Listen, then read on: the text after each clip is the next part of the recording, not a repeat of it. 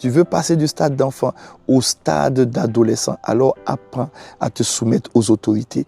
Que toute personne, Romains 13, verset 1 à 2, soit soumise aux autorités supérieures.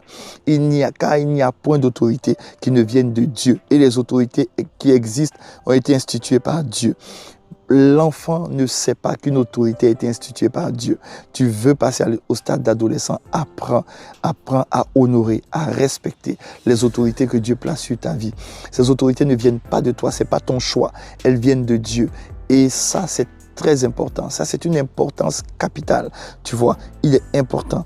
Et la Bible nous continue pour dire, au verset 2, celui qui s'oppose à l'autorité résiste à l'ordre que Dieu a établi. Un enfant, s'il veut passer au stade d'adolescent, doit apprendre que Dieu établit un ordre.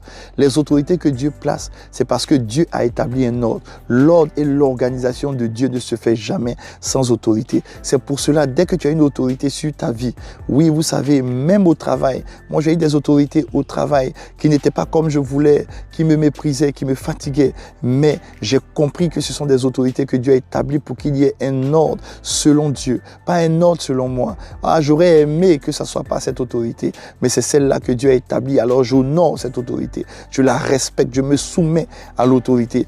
Est-ce que ça veut dire que l'autorité va toujours prendre de bonnes décisions? Non. Si la décision n'est pas bonne, alors je viens avec beaucoup de révérence et de respect dire à cette autorité, je crois que cette décision que tu as prise, elle est un peu bizarre. Est-ce que tu ne peux pas revoir cela?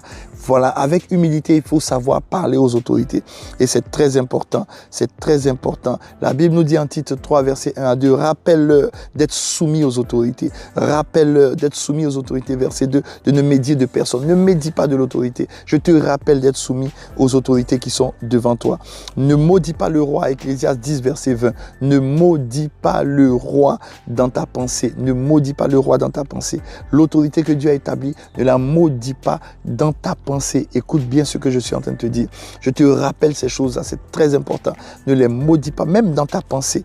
Parce que ça peut arriver que tu ne parles pas, mais tu peux penser dans ton cœur. Ne maudis pas l'autorité dans tes pensées. C'est très important. Alors tu vas voir, suis ces trois choses importantes. Elles sont importantes si tu veux passer du stade d'enfant au stade d'adolescent.